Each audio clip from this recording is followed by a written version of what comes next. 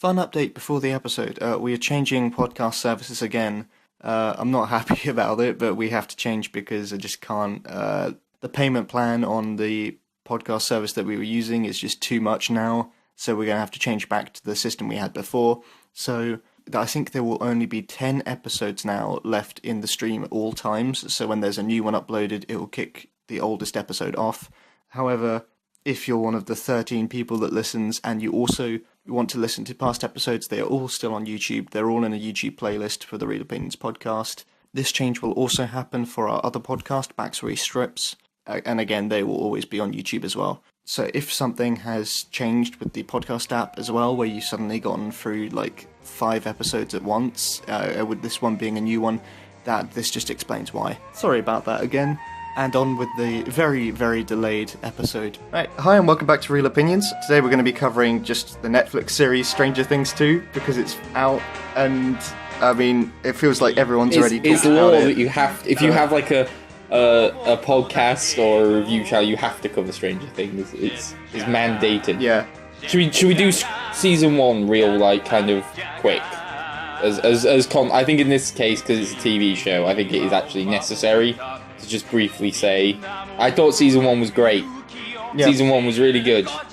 Yeah, I thought season 1 was great. Yeah. I think I did the review for the channel on it. You did, and that was what inspired, because you did that before it had like blown up. And yeah, well, that's the thing, was just that I don't want to be one of these people where I was like, I knew about it before it was cool. Yeah, and I watched it before it was cool as well because of you.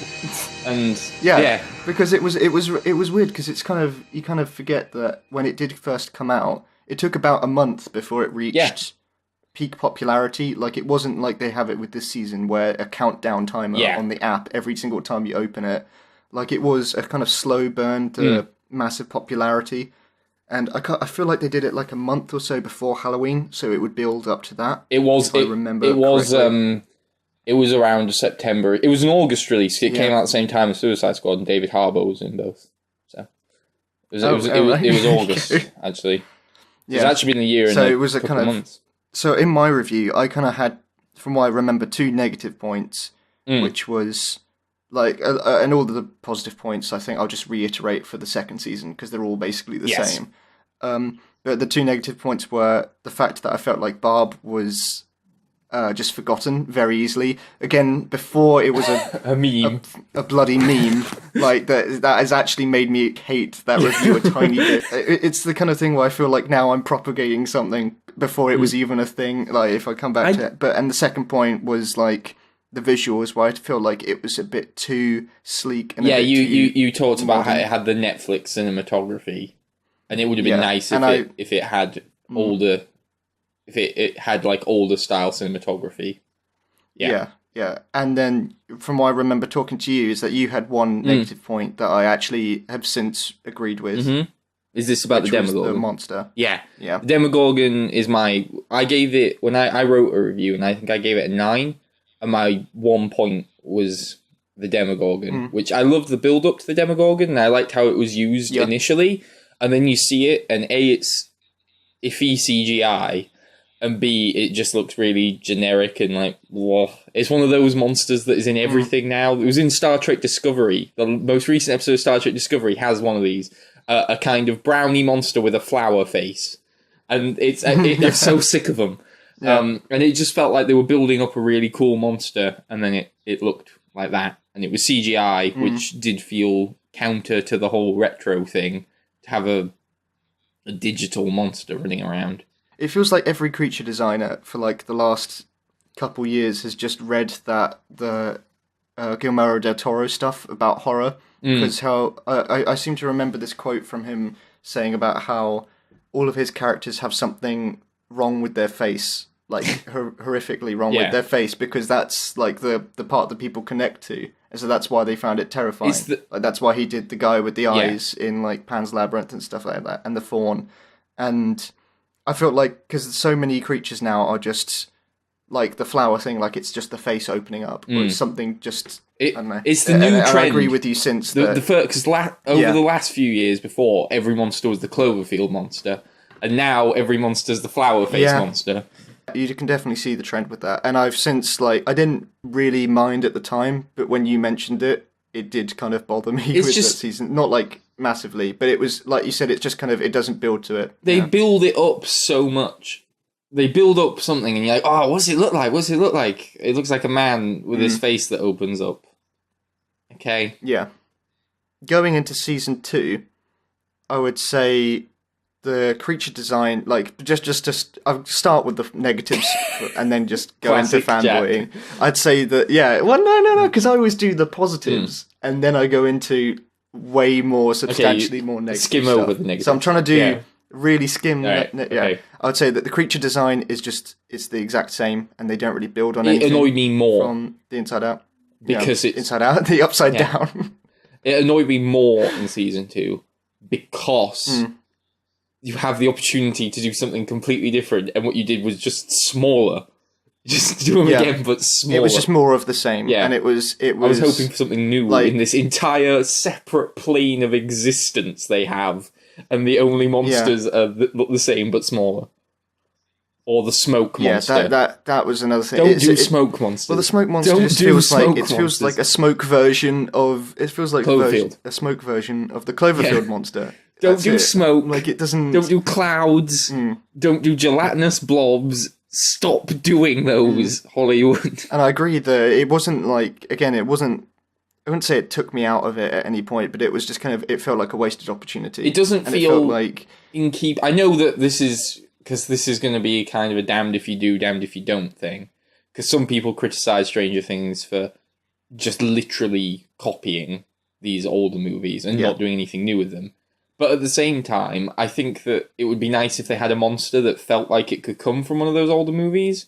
Whereas a big smoke monster feels like something from a modern superhero film, not like a classic 80s monster movie.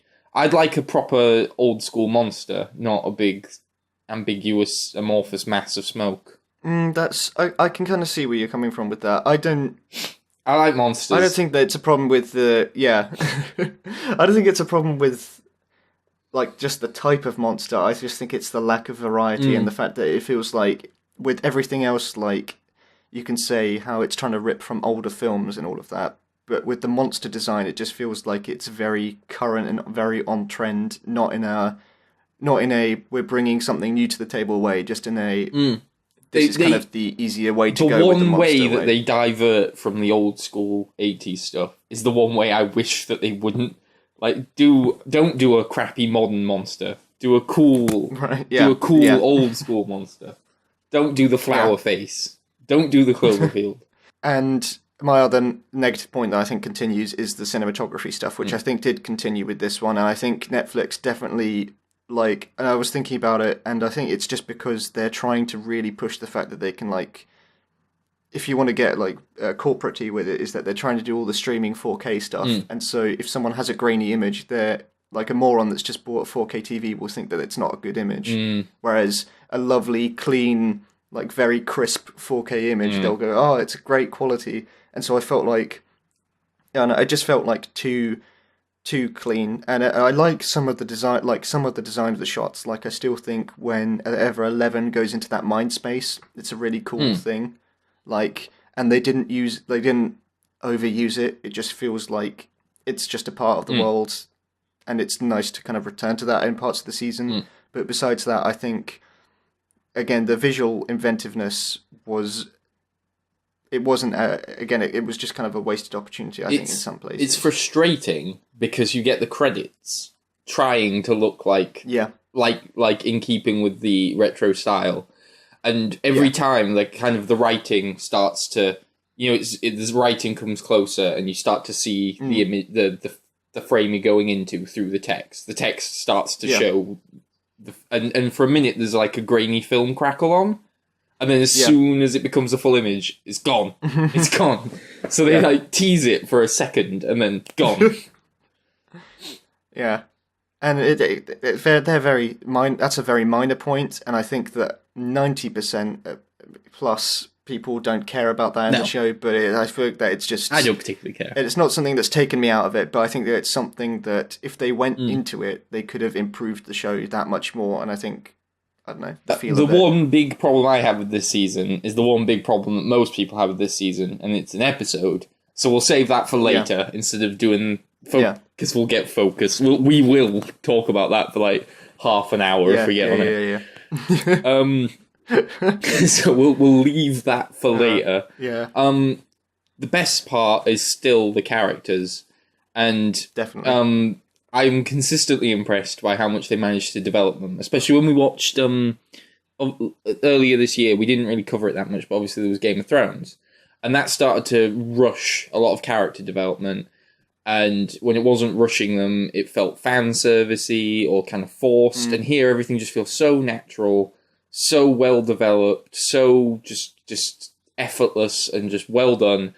All of the character stuff is brilliant, and they added new characters who I grew to like quite a lot as well, whilst still keeping the old characters just as strong. The only person who felt like they might have suffered or not had as much to work with this time was probably actually Mike. But even then, he's not in it that much. They sort of decrease his screen time because he has less to do. And when he's in it, he's really good. And he has an arc, he has a thing. Everyone gets motivation. It reminded me a bit this season. My comparison is kind of Guardians of the Galaxy 2, in that, much like Guardians of the Galaxy 2, the first sort of half is a lot less plot-driven.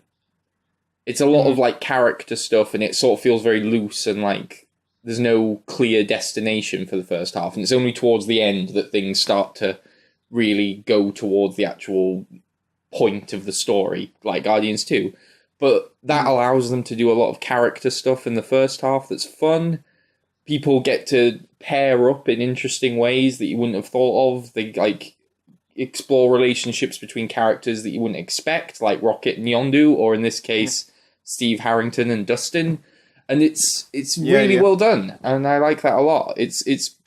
I realised when I was watching it, when you get to that episode 7, and you cut away from all the characters you like, on one hand, it was bad, but on the other hand, it made me just realise, God, I love these characters. I want them all back. I really do like these characters a lot. When I was thinking about it, like when you described, was it the meetup between Dustin and Steve? Like, it is a thing where, like, if you put that on paper, it can very easily come off as just fan service. And I think it was, like, it reminded me of how, like, when you were saying that, how I kind of talked about with, it seems like a stretch, but it was, like, Sherlock a few seasons ago, because it was the comment of, you can still include fan service in a show if it still provides more of the same and it still, like, you use it. So the kind of getting the two kind of fan favourite characters together on their own little adventure for best part of an episode could easily come off as just these are the two fun favourite characters, they're off having fun. But they turn it into a way that I think that they managed to both develop each other very well. And it was fun, but it felt purposeful. And it felt natural as well. It didn't feel contrived, like we needed to get a reason to get them together. It felt thought out and planned, because all of Dustin's friends are off doing things. Mike's off with Will. Lucas is off with Max. So he's alone. And Steve Harrington is alone because Nancy's gone off. It felt like it just felt natural and not like not like Game of Thrones season 7, where it was like we need to move these pieces around and jump time gaps and get people moving all over the place and make stupid decisions just so we can force people together. It felt natural. I think some of the problems that I had with the even minimal ones is that I could say, like, with the first season, I felt like Lucas didn't get that much to do character-wise. He was just a skeptic. But in this, he kind of gets, he was just there to kind of, provide the skeptic's point. But in this one, he does have the kind of side plot of him with Max. And in the first season, Will doesn't really do that much. Well, no. He's the plot. He's Georgie. Basically. Yeah. But in this, like, I think he showed that he was actually a really good child actor. And it really surprised me. Like, I kind of thought that he wasn't going to get as many great scenes just because they didn't have the time to develop him in the first season. But they give him more time in this one. I felt like Nancy and Jonathan, they got way less than the last season. But at the same time, I think that was wise, because I think they had the least interesting part. Yeah. So I think it was it didn't bore me, but I think if they did have more, they could have. And to be honest, I would put them as two of my lower characters in the ranking. Yeah. They would be towards the bottom for me, so I don't mind. But I did like the Temple of Doom reference though with them. That was nice. Oh, and the really graphic pull-out joke.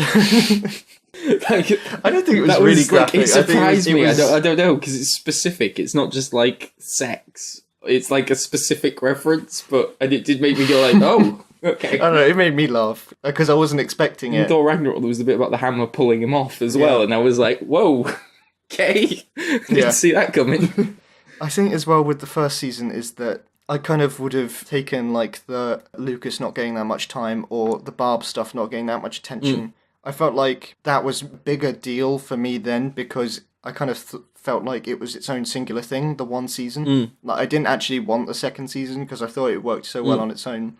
But now that they've done this second season and I think that it did work. Yeah. I think that it was a good continuation of everything. Yeah.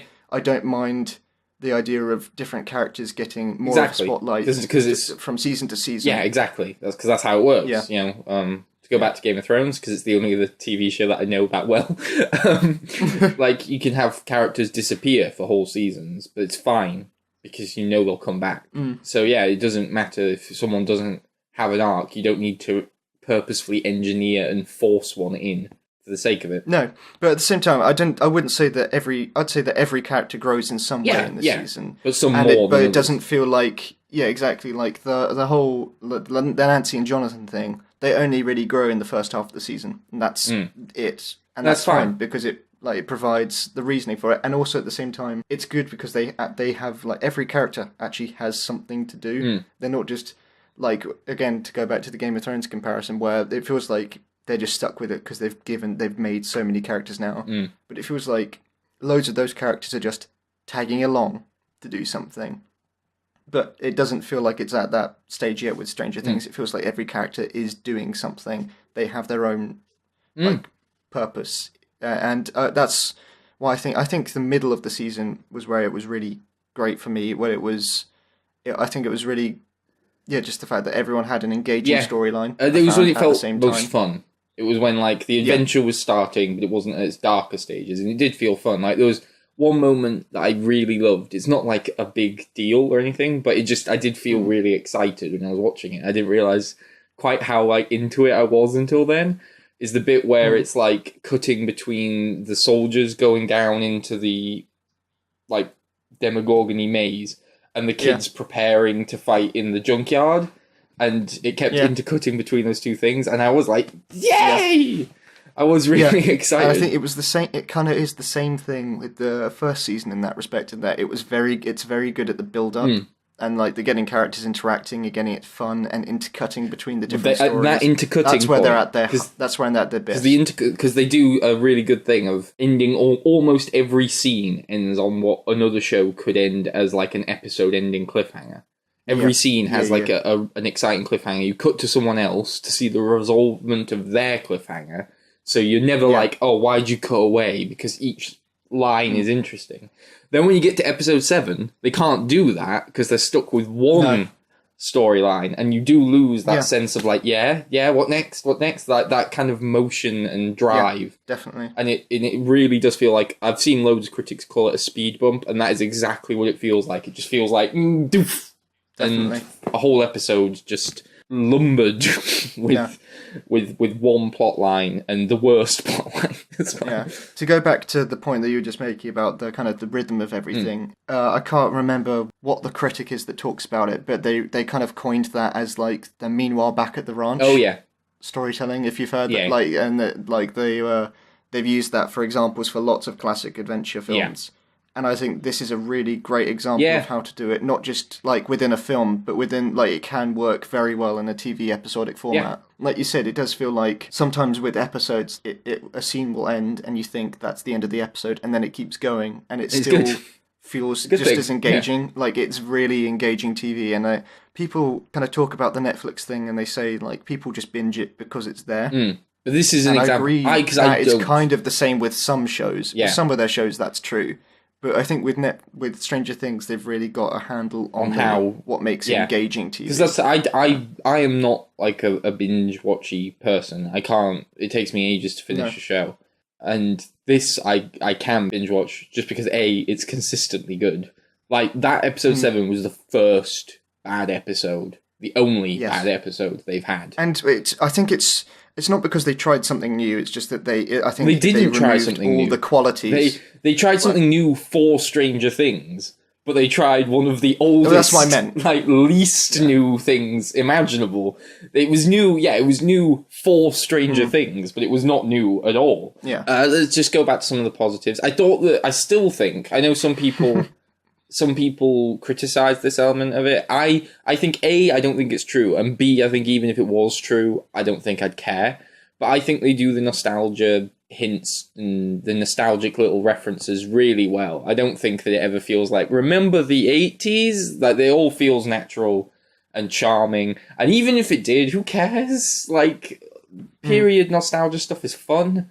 It's nice anyway, but I liked all of the 80s stuff again, as I did the first time. Yeah, it's the difference between wearing its references on its sleeve and trying to pretend that you're something new and I wasn't talking because so much about the story reference. I was talking more about the things like, remember Dig Dug? Like you mean the very obvious period ones. Detail sort of stuff. And they did what they did with the first one, which was they made that stuff plot relevant again. Like the Dig Dug was how you get introduced to Max through her high score. Yeah. Dungeons and Dragons is still naming monsters for us and things like that. So like they make it relevant. It never feels like the film stops dead to go like, sorry, I called it a film. It never feels like the TV show stops dead to like have like a character go, hey, look at this, I don't know, look at this Walkman that I've just found. Oh, cool, what's that? And like they sit and have a big conversation about a dated piece of technology or whatever. It just feels natural and it's good. I think that definitely shines through in the fact that, Ready Player One is coming out which is like year, which is going to be complete overkill on all of that. Which I think, if anything, it might lead to a slight negative lead for Stranger Things 3 or whatever, because it is such in your face. And I think that they definitely do well to avoid the references for the sake of references trap. But I don't think it would annoy me that much, even if they did. I think I'd still find it fun. I don't think I'd get that annoyed. But also, the actual references from a story perspective are there, And it doesn't present itself as original. They even have that I did like. This was something, again, I'll use Game of Thrones as a comparison. In this season of Game of Thrones, there was that bit where they met Gendry and went like, I thought you were still rowing a boat. And it was like a very kind of forced reference at the memes and the jokes and the criticism, like a forced meta moment. Whereas this had one that I genuinely liked when Lucas told the story to Max, and at the end she went like, oh, it wasn't that original. I wish you'd sort of come up with your own ideas and things. And like, I liked that. That was funny. And it wasn't as like hitting you over the head with it as that Gendry reference was. Yeah, I think it's just the difference between that was it's a believable criticism, and also the person is telling it as a story to another character, so it makes sense in the context. Whereas the "I thought you were still rowing" joke it doesn't make sense. Like, it wouldn't. Why would he think that? He'd have no reason to think that. Because it's a joke it was a joke that was reiterated thousands of times by commentators online. Like if someone made the Gendry is still rowing joke at that point online, then people would say it was an old joke. It wasn't even that funny to begin with. No, it wasn't. That's also doesn't help. Yeah, it felt like it was the fandom seeping into the show. Which is, I think, the point where I was trying to make is that this didn't feel like that in Stranger Things, which felt quite impressively like it had managed to almost ignore it, because even the Justice for Barb bullshit, which I was always, like, I didn't even think what you thought. Going to segue into. Because when you said that when you first watched Stranger Things, you had that whole thing with Barb, I didn't think that at all. I just thought it was completely fine. Like, she got killed. They found out she got killed. Nancy cried. End of. I didn't see what more people wanted, apart from a whole episode where Nancy goes to see a therapist and talks about her feelings or something. I didn't understand what people wanted. I don't understand what they thought was missing. But I didn't think that this was anywhere near as bad as I was expecting. I was expecting something really laborious, really kind of like I was expecting a whole episode with Barb's parents or something. I was expecting it to really go for it. And instead it was more of a plot thing where they decide to expose everything because it's the 1 year anniversary. And that I was fine with that. I was expecting something much more forced and much more pandering from it. I was not looking forward to it at all, even though I originally said it. It wasn't because I sort of changed my mind on the fact that I think if I went back and watched it, I think I'd still probably agree with the idea if they do some kind of seem to brush Barb under the carpet just because it's a side character, like, that's it. But since it was becoming a meme, I just didn't want them to address it because of the fear of it, like I said before, like the fandom seeping into a show. Before it becomes Sherlock. Yeah, like corroding it before it even had the chance to begin properly. But I think that they handled it in the best way that they could because they used it to develop the characters that we already have as opposed to just say, Barb's parents are here, aren't they cool? And it did eventually lead to the new character of the investigative journalist, the private eye. But he was a fun character. He was in it for one episode, really. Like, it was a thing that I felt like they could have written before all of the Justice for Barb stuff came out.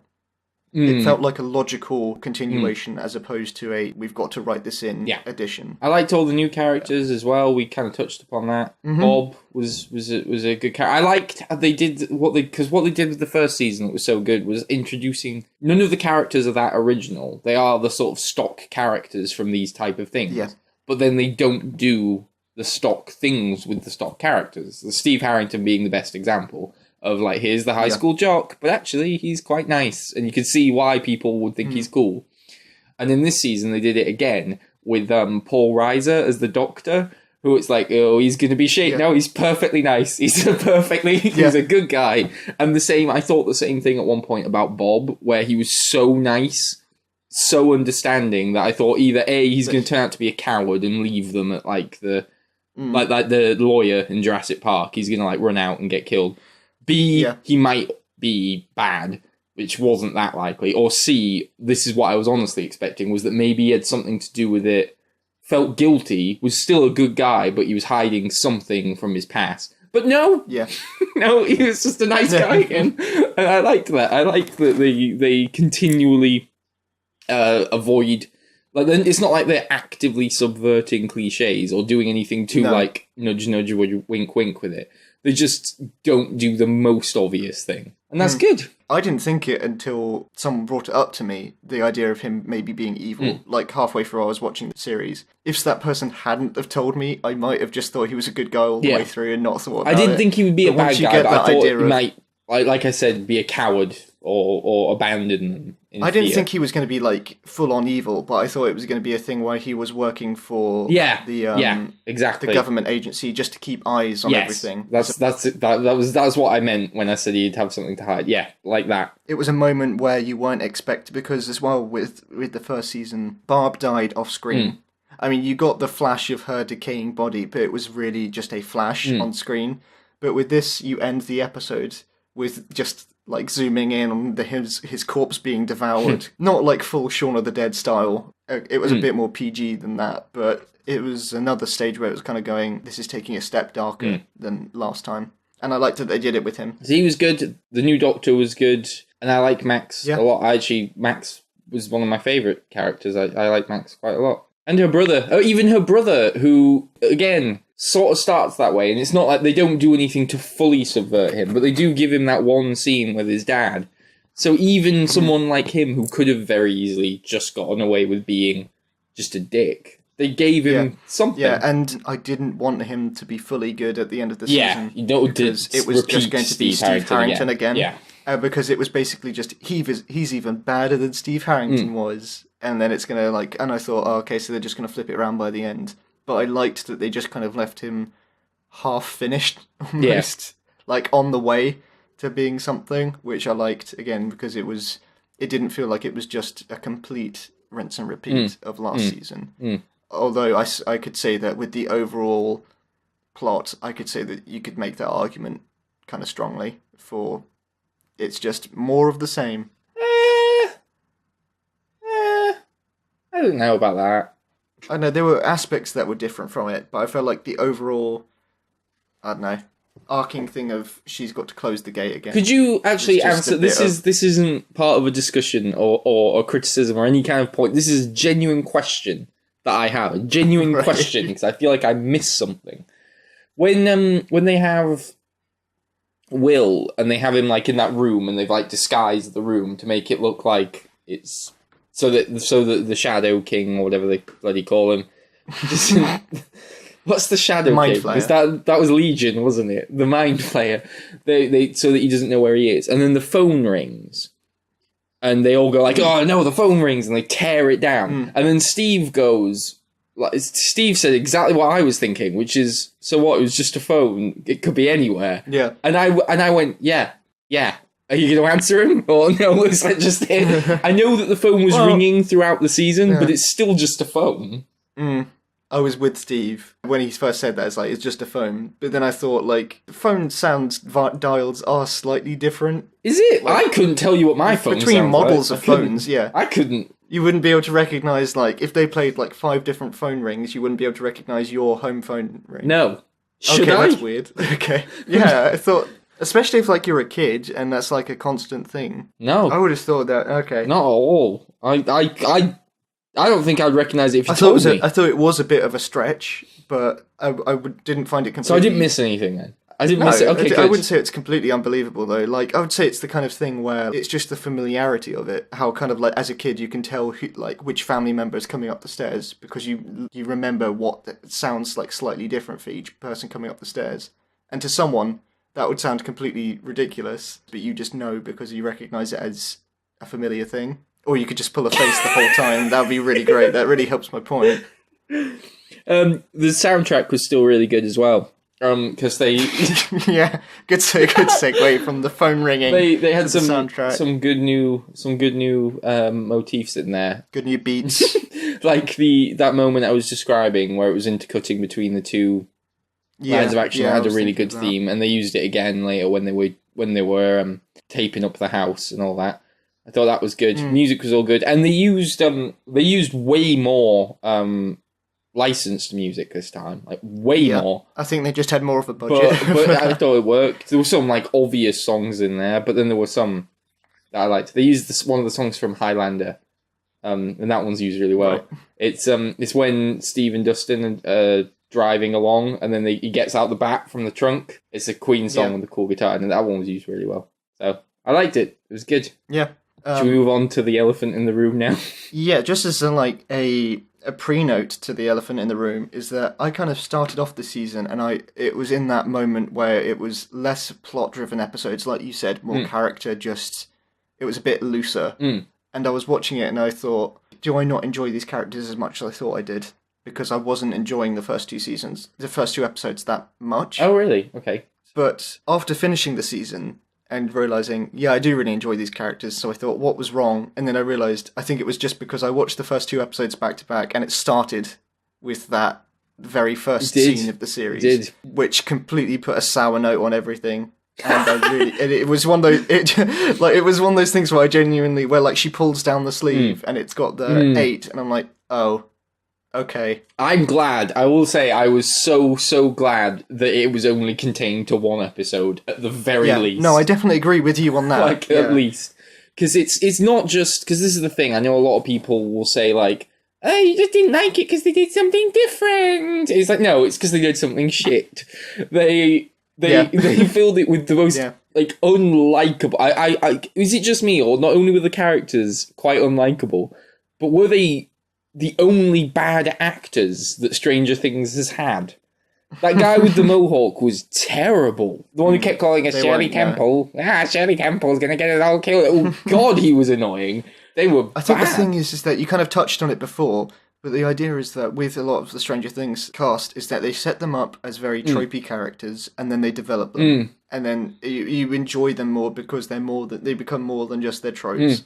With this one episode, they establish a handful of tropes that are then gone by the end of the episode, and you don't care whatsoever. And they're not even like the fun ones, like the jock or the nerdy kid. It's just punks. anarchist. It's just movie like punks. Slight degrees of variations of movie punks. They're not real punks. It's just that. They would get the shit kicked out of them in real life. They are very irritating. There was that one bit, I think the point where I realised just how much I was not enjoying the episode was after 11 has a talk with 8, whatever the fuck her name was. She comes out and one of them says like, "Oh, did you give her a nursery rhyme?" And you're like, what? And then another one goes, "Oh, McDonald had," and they just start singing, and you're like, oh god, I hate you people so much. I hate you so much. And then it all feels like a really bad episode of Heroes, which was not helped by the fact that the theme that they come up with for number 8 is exactly the same as the Heroes music. It's that kind of... I didn't recognize if you listen, that. If you go, so I have never watched Heroes. Well, the Heroes music, it's like this woman humming, and it's the same music that they give to number 8. And I'm like, you genuinely trying to make this like Heroes, because that is not a good thing. And it just goes through... It only goes through superhero cliche moments. Like the Magneto and Professor X teaching him how to use his power, but it's the opposite. It's just use your anger. That's the idea. Just use your anger and it will be great. And then they don't even do anything fun. It's not like they go on a cool, exciting adventure. They go to a guy's house and then leave. They don't do anything. There's nothing exciting about it. It's just bad characters without cutting away to the people we like. You lose the retro thing and it starts to just feel like it might as well be set now. So it's just completely pointless. Because I kind of thought, do I just not like it because it's in a city? Because it's kind of lost that small scale thing. But no, you're right. It's because when you just set something in a city, it doesn't matter what decade it is. It still just looks like a city. Like, it doesn't feel like it's the 80s anymore. It just feels like you said, just it could be any teen drama or whatever. Yeah. I'm glad it didn't ruin 11. Like, 11 emerges in the next episode unscathed. She's still fine. There's nothing wrong with 11. They didn't ruin it. And hopefully we'll just forget this ever happened. Well, that's what even still, the episode has a bad taste in my mouth, because I know that they're going to have to bring that character back at some point, and I really don't care. I'd want it just brushed under the rug. If I watched the season again, I would skip that episode, and I'd skip the first 3 minutes. As much as some people will go, oh, I've seen people defend it. A fair few, not just people we know, but a fair few people have said like, oh, it's vital for 11's character arc. Not really. She does not much happen. She doesn't learn much. She just, the only reason she comes back is because she sees they're in danger. It's not like she learns something that makes her want to go back. She doesn't learn that that's her home all along. B, as you pointed out, only because they make it vital. That's a conscious choice. That's the thing. Well, I was kind of thinking of how do I explain this in analogy to you, and I thought I'll just save it for podcast. But it's like if you had a building, and in the middle is this really terrible structure pole that just is in the way of everything, and it makes everything look awful. And you're like, why did you put this there? And you go, well, it's vital. And it's like, no, because you put it there. It's only vital because you put it there.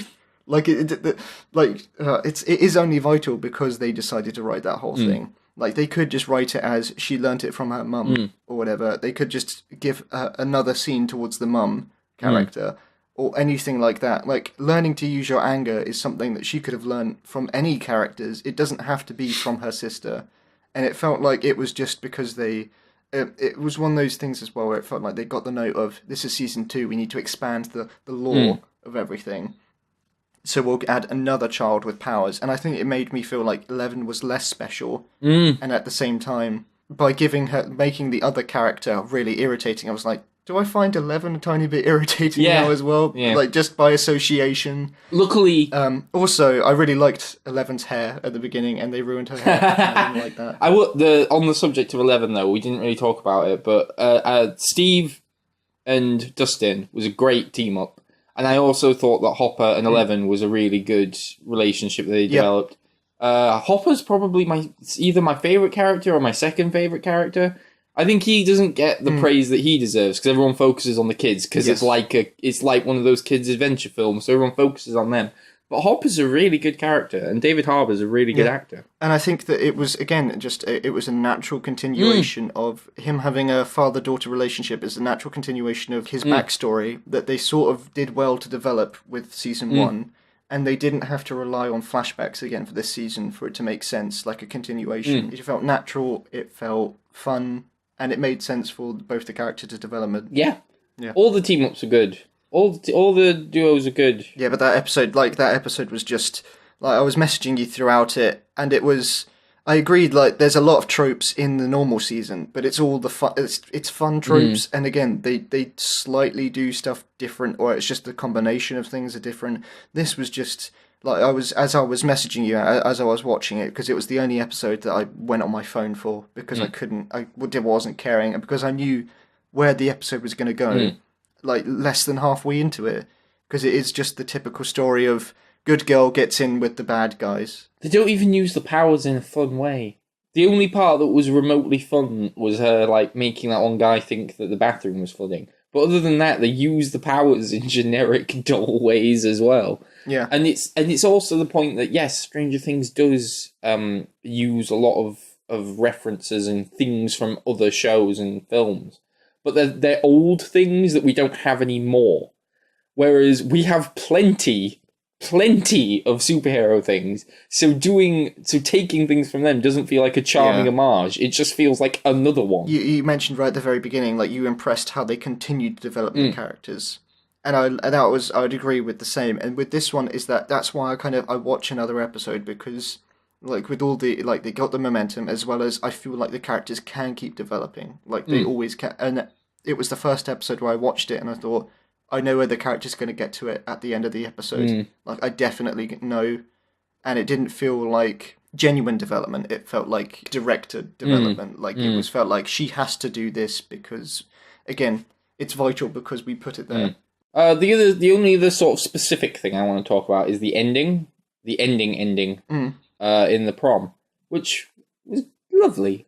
It was just a really, really, really good ending. Like, again, to use the Guardians comparison, a bit like the funeral at the end of Guardians 2. It was a nice culmination of everyone's arcs in a way that wasn't forced and over happy. Like, I like that Dustin didn't find somebody, but they gave him. It was a bittersweet thing, and it worked really well. It was a really, really good ending. Let's also say as well, like, and I liked that it was strange that for the season where I felt like it was a complete thing, they put a cliffhanger in.